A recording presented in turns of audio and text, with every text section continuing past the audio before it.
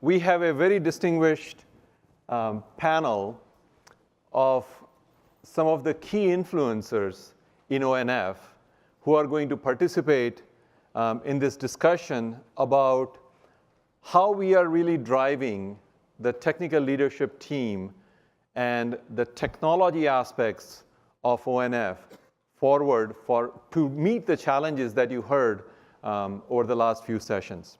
So what I would like to do is I would like to invite Bora Eliacek, Rob Howald, Hank Kafka, Guru Parulkar, Manuel Paul, and Wenyu Shen to join me on the stage. So the first question I will start with is for Guru. We have been involved in ONF starting with the days of ONOS and CORD, and then the ONF and ONOS merger, and now we are in this new structure. We just did the new strategic plan, and we have this new TLT versus the ONF board and all the SAB structure. Since you have been kind of part of this journey for all these years, I would like to pose this question to you and say, now that we are into this for 6 months, how do you think it is working? Is it achieving the goal that you had? Yes, I guess I'm a biased party first, so keep that in mind. So I think it is working pretty well. So, and let me explain what I mean that it is working well, and then I will point out a couple of things where we have opportunities to do better. So in terms of the new strategic plan, the goal was to kind of help move some of the ONF open source platform towards productization, commercialization, and all of that for the use cases that the service providers really care about. Okay, so one thing that has happened as a result of new strategic plan is we formed this TLT group, the technical leadership team, and as you can see, majority folks on the TLT are from operators, right? Except me, everybody is representing the operator partners that are part of TLT. Okay, and now they decided what are the reference design that they care about or the use cases they care about, and they identified those 4 use cases. And then, as you know, with the work of the operators, the supply chain partners, we were able to move this reference design to the point that now we are feeling comfortable to release them to the membership as a whole. So that is all was possible because of this new structure and the fact that operators are now working together. So in the TLT, one very good thing that has happened is now operators are working very actively. We have meetings once a week and sometimes even twice a week. And then we have face-to-face meetings and all of that, where all these operator partners are working together, building consensus, creating this reference design, encouraging the exemplar platform. So all of that, I believe, has been working together, and we are accomplishing what we did, what we had in mind with the new strategic plan. In terms of the ESAB and TSAB, there I think we have, because in last 6 months we accomplished so much, we were very busy. So the TLT and TSAB interactions, we still have opportunities to make that tighter. And we just announced, earlier this week when we had a meeting with TSAB, that we are going to now have once a month meeting with the TSAB as well, so that the supply chain people and the operator partners can collaborate together much more actively so that we can be driving this forward. Similarly, the ESAB and board, our first conversation that we had maybe 6 months ago, everybody was cautious, nobody was talking as crisply. Now you are a member of ESAB. So this time when we had the conversation on Monday, I'm sure you noticed that the quality of conversation was much higher, and there was a lot more candid and transparent conversation. So I think we are making progress on that front. We can do more. But in general, my assessment is that this new strategic plan is working.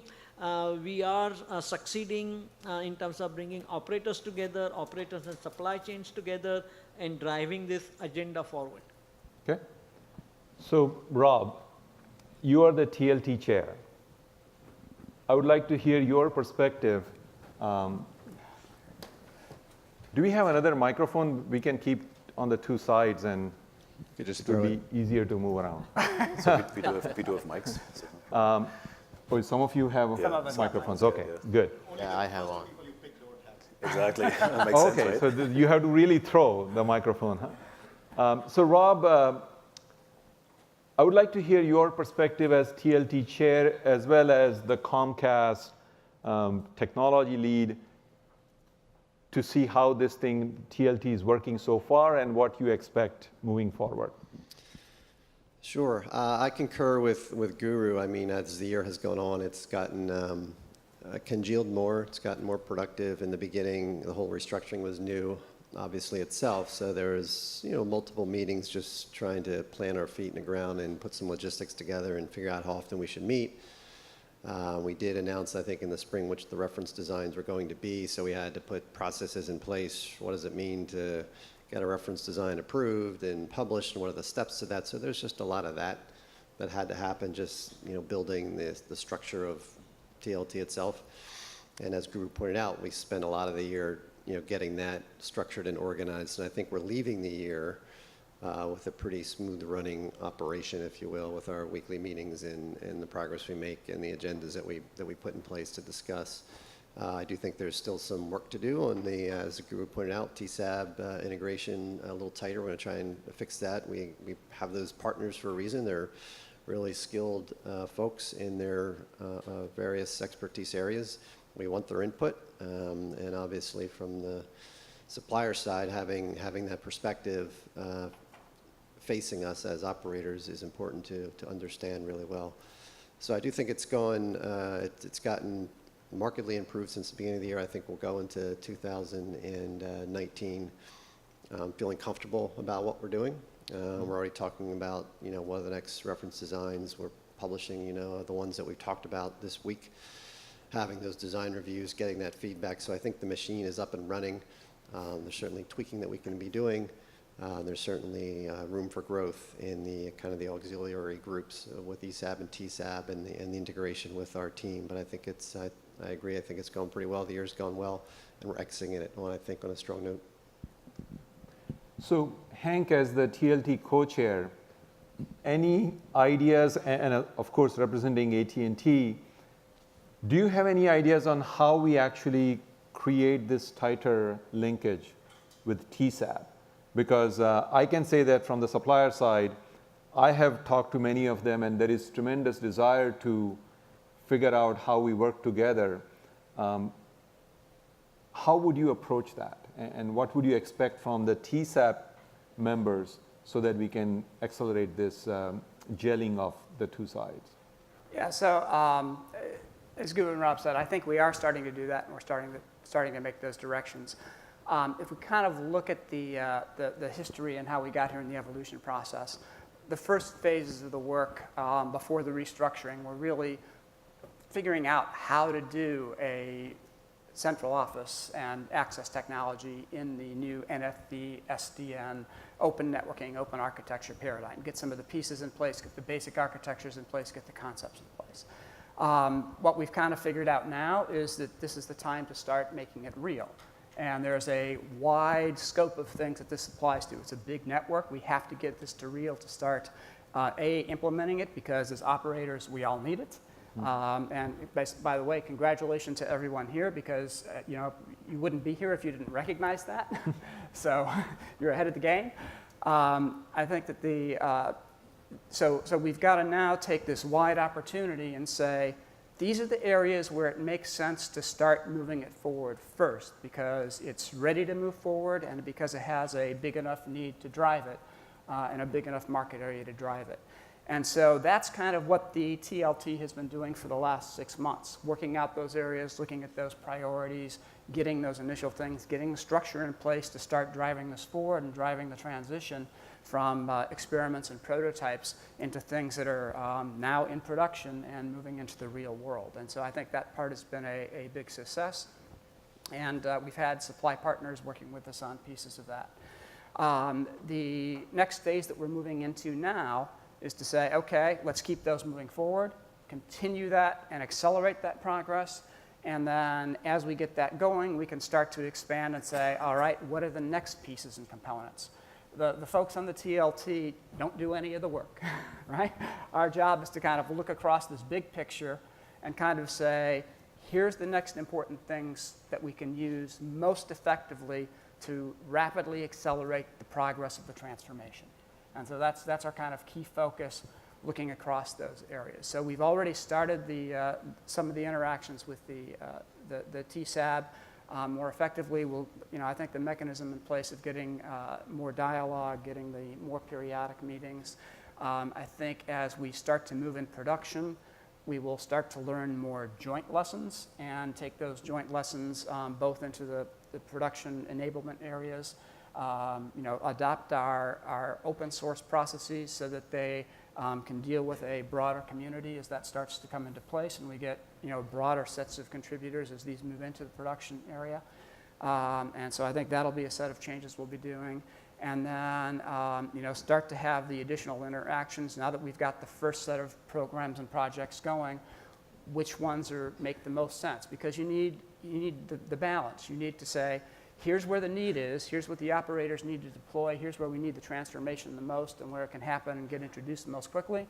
And you also need, here's where the technology is ready and where the supply ecosystem can come up and put the pieces together and get the production set. So I think that set of meetings that we'll have, these set of directions, focusing the TSAB and leadership team interactions in those areas. What's ready? What's the next priorities? What's the next steps? What are practical architectures, practical components to do first? What exists already in other open source bodies that we can draw from? Things like Kubernetes and Akraino and ONF that we're seeing on the charts. What pieces does ONF have that are its kind of differentiating advantage? Some of the real-time control aspects in ONOS, some of the experience with XOS and service composition. There are a lot of pieces that are there in ONF. And then between commercially available parts, components from ONF, other pieces of open source, how do we put together the next set of projects that build on the momentum and continue the acceleration? Okay. So, Manuel, we heard from a couple of people, Sprint, the T-Mobile Poland, their plans on kind of rolling out some of this, using some of this work that has been done in the mobile cord. Do you have any plans to drive a reference design around some of that work that already is being kind of rolling out? And what would be the time frame in your mind from DT perspective that you would like to see something actually written up and put in existence? Yeah, absolutely. So thanks very much for that question. So absolutely, as we look forward now, right, and Henk has described very nicely how we were able to provide structure to the large base and the capabilities of mostly the core platform. So everything that was available and a lot of innovation actually that was there to tap from the existing exemplar or reference implementation on Cord. And so after having structured that, now we are really looking forward and look at those areas where we do have opportunity going forward to enable new use cases, but obviously we want to do that in a way that we make sense to the community and of course to the operators, which is a match obviously as there's a need to prioritize and look into the timeline, right? And so as you said, there's on DT side a very strong interest into getting a win out of M-Cord with the great enabling work that was already done and based on a near production ready open source EPC, including gateway as well as core network functions.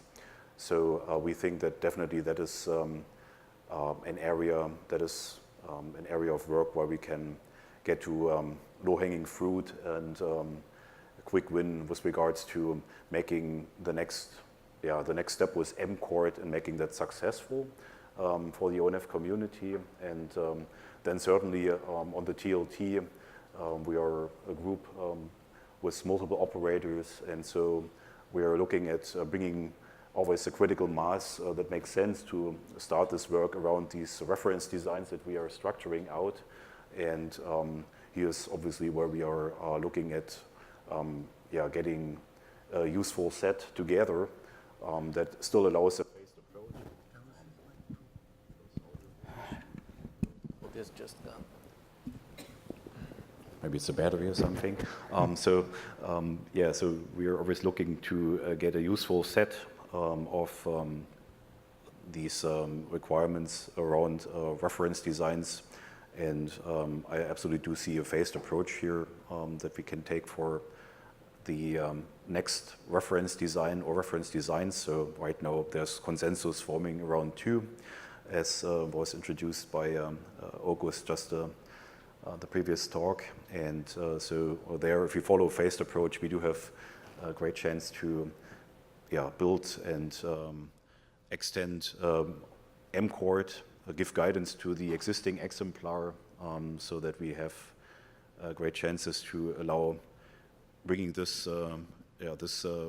great piece of software from the platform into near production-ready shape. And I think, as said, it is close to that stage, and the remaining work that is supposed to be done can probably happen within the next 6 months or so that we at DT are actually positive about our intent to build on top of this and get it into production by mid of next year. Okay, great. So Bora, you represent Turk Telecom on the panel. What is your perspective in how you plan to use some of these technologies we are developing? You heard about the 4 projects that are already in flight, the mobile cord stuff that Oz and Manuel referred to, and Lyle. What is your perspective? Where do you see traction happening in your part of the world with any of these technologies? Yeah, Pranav, thank you very much. And hello, everyone. Once again, this is Bora Eliachik. So actually, our involvement with the open source and ONF spans many years from now. And we actually, we did start with MCORD, and where we actually contributed the RAN slicing. And then we moved forward with the ONOS, where we took ONOS for our national project that we did for our Ministry of Defense. And then we worked with the A-Cord, Analytics Cord, and then this very great thing happened, the new organization to ONF, where we actually transitioned from a project perspective to a use case perspective, which really helped the traction to surface. And the 4 RDs, and among them, we actually putting our efforts, most of our efforts onto SIBA. And as well, we actually, being a founding member of Stratum project, having a close eye on the UPenn as well. And also really working and understanding the other RDs. Looking forward, we'll definitely actually looking at the multi-access edge and the converged core as a multiplay operator. And as per the, we have been actually making great progress with these RDs and the use case approach, reference designs, and I think it's time for reference success. And we are working towards taking SIBA into production into telecom network. It's already under lab trials right now, and we're going to hit the field mid next year. but the real action will typically start by 2020. So yeah, Okay. that's pretty much okay. So when you, I know that NTT has been part of many different open source activities over the last few years. Any particular perspective you have in terms of ONF and how this new structure allows you to move your open source platform agenda forward?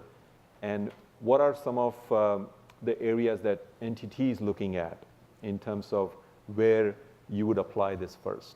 Okay, thank you for your great question. So as you mentioned, NTT is very active in open source activity all over the world. And also, when looking at the NTT group, actually NTT group is divided into multiple subsidiary companies. Like, I'm from NTT Communication, who is in charge of the cloud service, long distance VPN service, and so on. But also we have other group company like NTT Docomo, who is in charge of the mobile part. They're interested in 5G area. And also we have NTT East and NTT West. They are mainly in charge of the access side. Mm-hmm. So you can see NTT has a very huge, coverage, all over the world and cover all of parts of the network. And the other side, we are very interested in and very active in the open source activity. Regarding to ONF, so NTT is the first carrier that adopt open flow technology into our commercial service. I think it's around year 2012, we deployed open flow into our cloud service. And after that, we developed our own open source SDN controller called Liu. And also we deployed it into our commercial cloud service. And also for sure, we are also involved in many other projects, like we deploy OpenStack in our production cloud services as well. So it's very active in many open source community as well. But I think one special point in ONF is that I think ONF is operator-oriented community. I think that's also one motivation that we invest a lot in ONF. It's because that, just like Rob and Hank mentioned, that we have weekly meeting in TLT meeting, and we discussed the common requirement on what carrier really needs.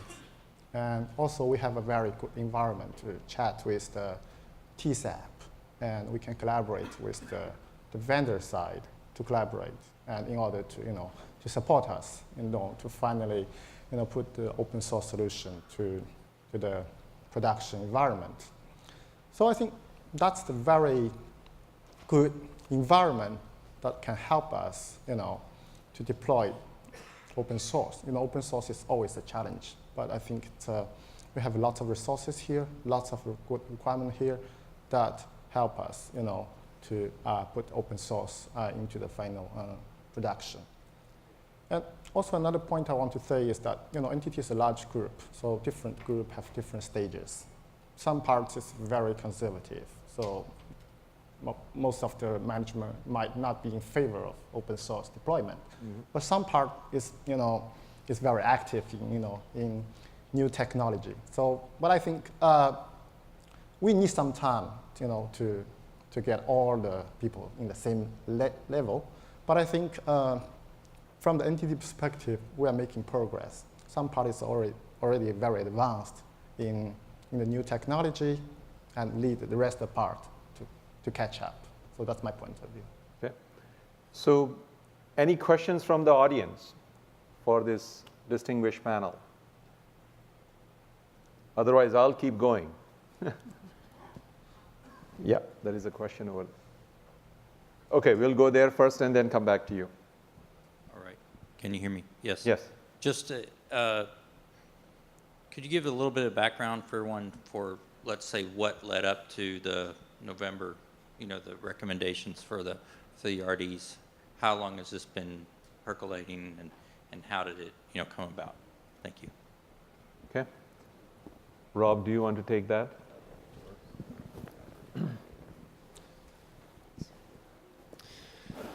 Sure. So thanks for the question. Obviously, ONF's been around for a few years, so it wasn't like we woke up, formed the TLT, and decided what should we do. There was a lot of things in motion, just in motion, and maybe not organized really well. A lot of tangents to the things that were going on, a lot of branches to the things that were going on, and we felt that in order to, this is really part of the restructuring as a whole, in order to make these things more consumable and get on a path to operators being able to take advantage of them, we had to narrow that down to something that was acceptable from a consumption standpoint. So the projects that were far along and were of interest to the operators that were present on the partner as a partner level, we all got to have our say on what we thought was important. There's some that are not yet reference designs that are also very important, but we felt the ones that we chose were far enough along to make a commitment that we could get them to a publishable state this year, of course, which was the goal we set for ourselves to do.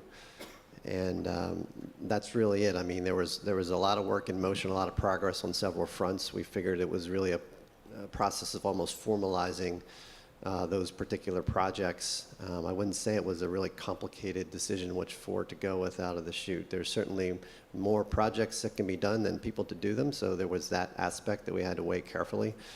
And we certainly want to make sure, I think it was pointed out, that as we're thinking about what we're doing and what we're completing and getting to these levels of usability, we're also making sure that the innovation side of ONF is taken care of. So we talk about these four basically pillars of what we're doing here, but I think, like I said yesterday, there's still this fifth thing called trailblazing activity that's sort of capturing the inflow, if you will. This is actually one of the things we haven't formalized within TLT. We still have to do, what is the inflow process, justifying why, who's going to work on the resources, all that sort of management stuff has to happen.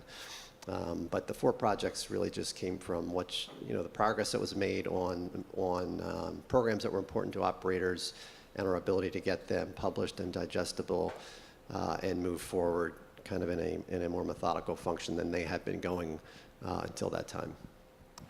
Hank, do you want to add anything?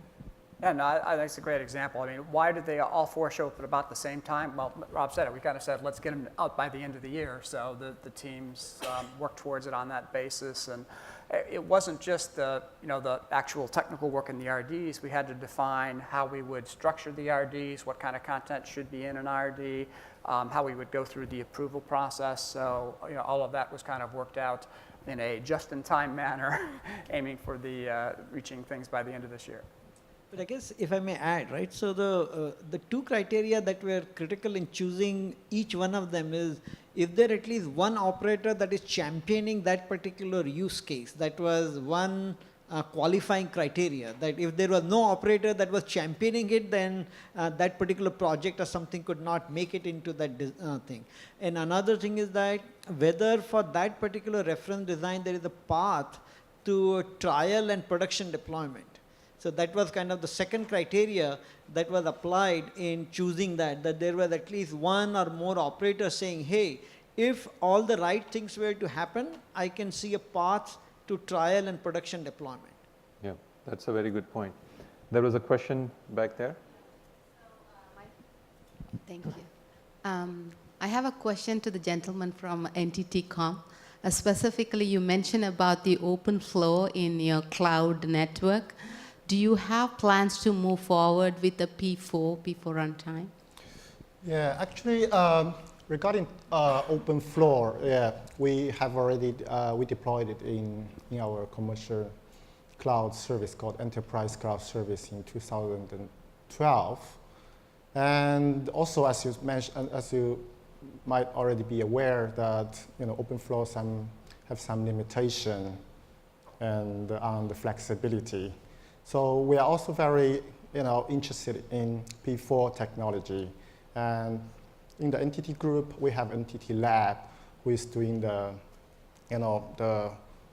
the advanced incubation activity inside entity group and provide solutions to entity business unit like entity East, entity West, and entity Com, and so on. So actually, they have already invested a lot of resources on the P4 activities. I think if you joined yesterday's presentation in the P4 session, I think they have already presented their latest POC activities is regarding to the P4 activity. So I think one of the use cases they have already found is the offload of hardware, offload of VNF, such like EPC and BNG. I think this is a very solid use cases that we have already found. Now they collaborate with Entity East and Entity West to seeking for the production deployment opportunities. And also on the other side, the lab is also now is discussing with Entity Com guys. I'm from Entity Com, and so we are discussing about the P4 technology that can be used in like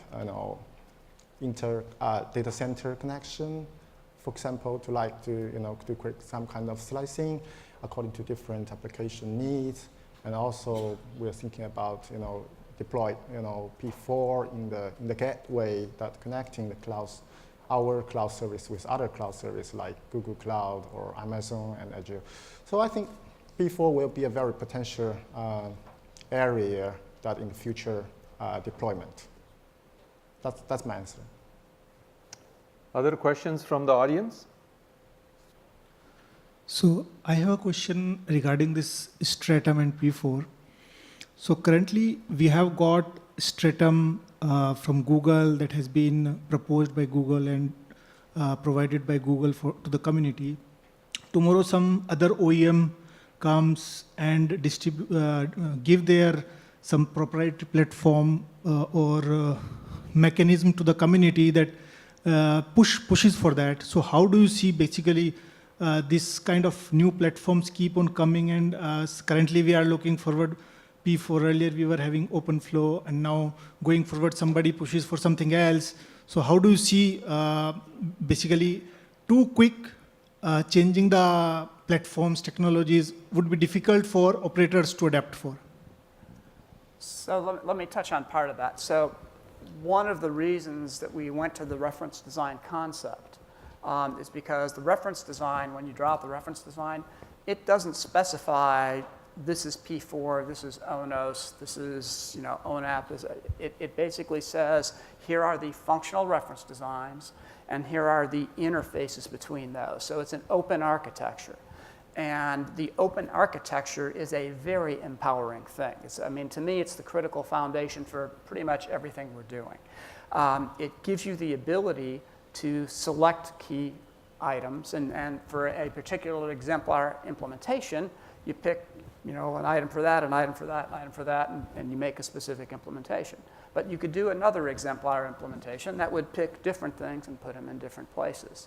One of the things you mentioned, we've got Stratum. There's a talk this afternoon on Danos, and that's a potential thing you could plug in as a network operating system. So there are different components that can fit into the reference design. When you build an exemplar platform, you learn about the components, but you also learn about the overall reference design and get good information so you can get the interfaces and the structure pieces right. And that openness and the architecture is what helps you be fast, responsive, able to generate and use open source. It just kind of is the overall enabler, and that's why you kind of have that reference design as the key anchor point, as the first official documents that are coming out. Anything may just add, right? So I guess ONF is a place where it is kind of the thing that is driving the SDN from day one. So OpenFlow, you said, so OpenFlow is now 10-year-old or older than that. And so we have understood that what the limitations of ONF. So that particular reference design is not as much about Stratum. It is about those next generation interfaces. And around those next generation interfaces, can we build a software stack that will help move the SDN forward, right? And so it happens to be based on P4 runtime, the open config. So we want control, configuration, operation, all part of an SDN architecture as we move forward. And that is what that reference design is about. And Stratum is one of the, as Hank said, that is a component of the exemplar platform. Then modified ONF is another a component of that exemplar platform, and so on and so forth. But you can plug different components as well. But driving this SDN forward is a very important aspect of what ONF is. So one question I would like to open up to the panel is, we have talked about this open thing for a while, right? And I always, somebody said this very good tagline which said that open doesn't mean free. Open has its advantages, and we heard from multiple people. But then we also know that open is a double-edged sword.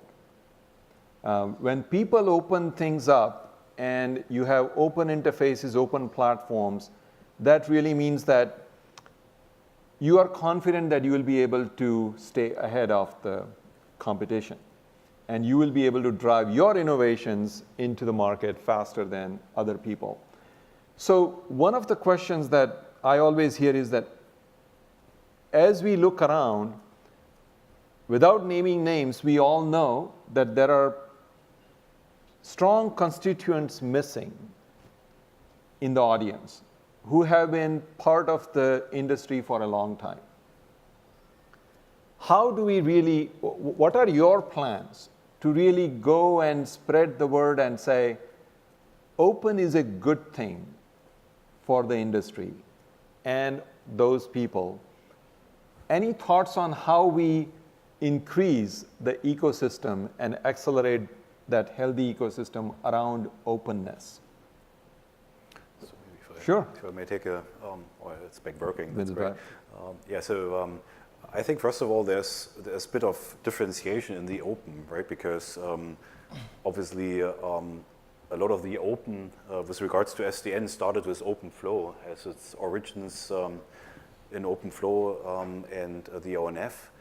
Still, there were sort of open interfaces, but they were never really open to be changed, right? So they were controlled by proprietary parties, although they were somehow openly usable and available.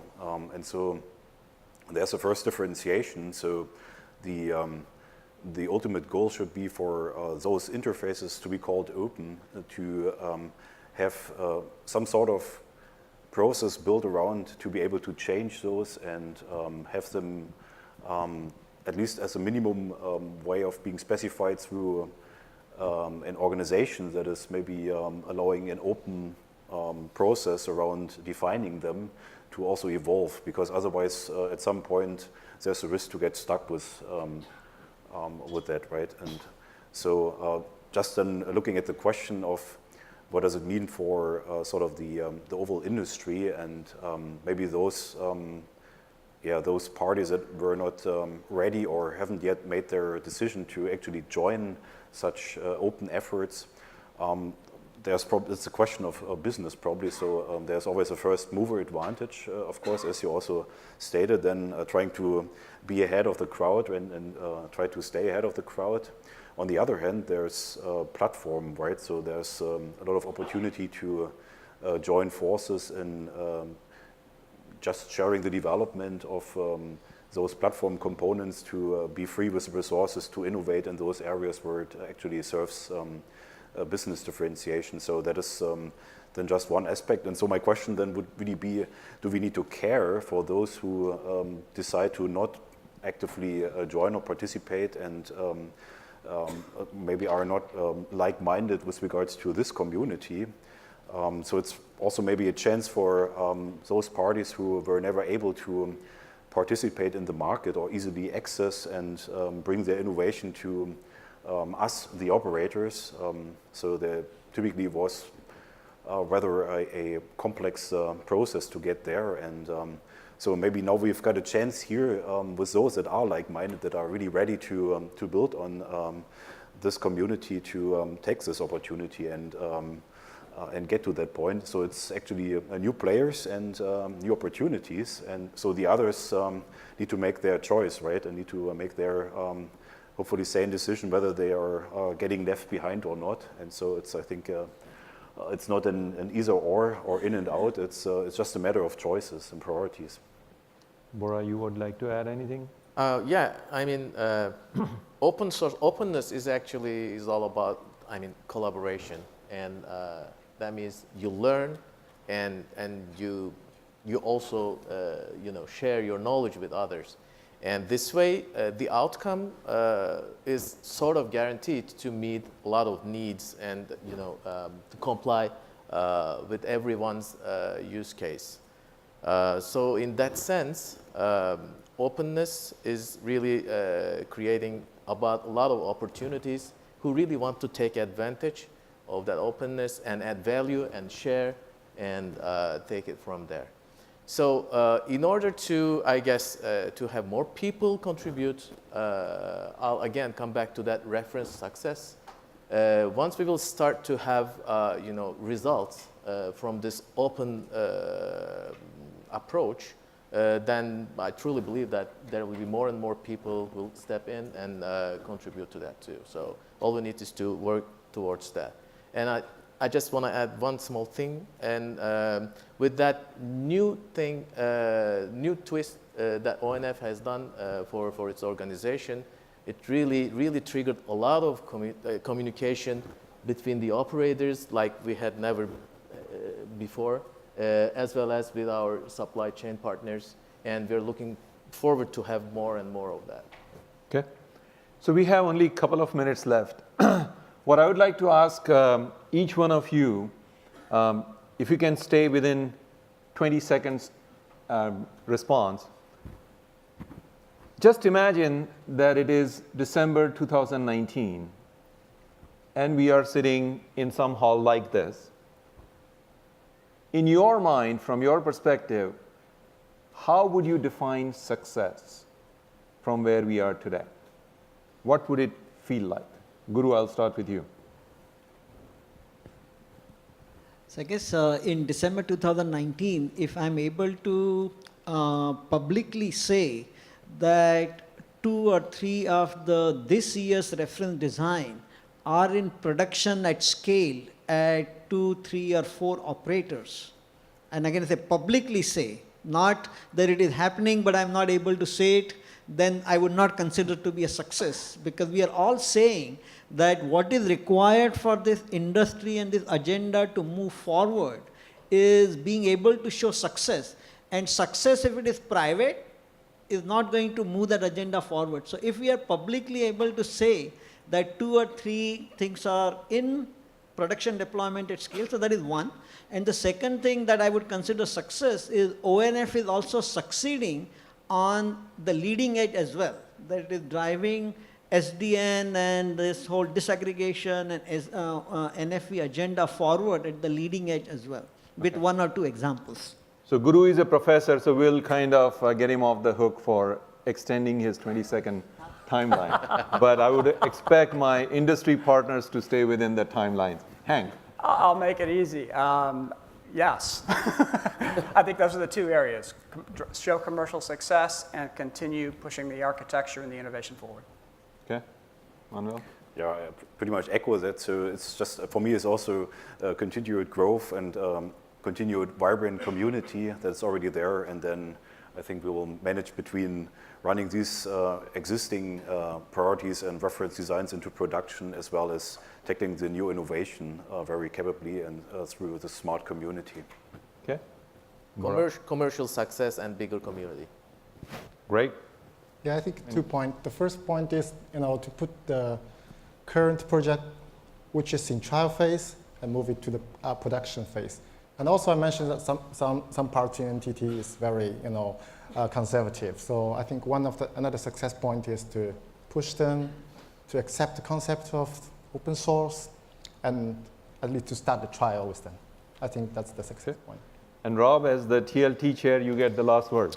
Yeah, I mean, I think those guys hit it on the head. I mean, the goals of this restructuring was to get to a point where there'd be commercial successes that we could deploy and talk about, and that would be that and enough growth to have a better location for this next year. That would be a big plus. I think Okay. The golf community would be good, just saying. Sounds good. Thank you very much for your participation. Thank you very much to all the people on the panel.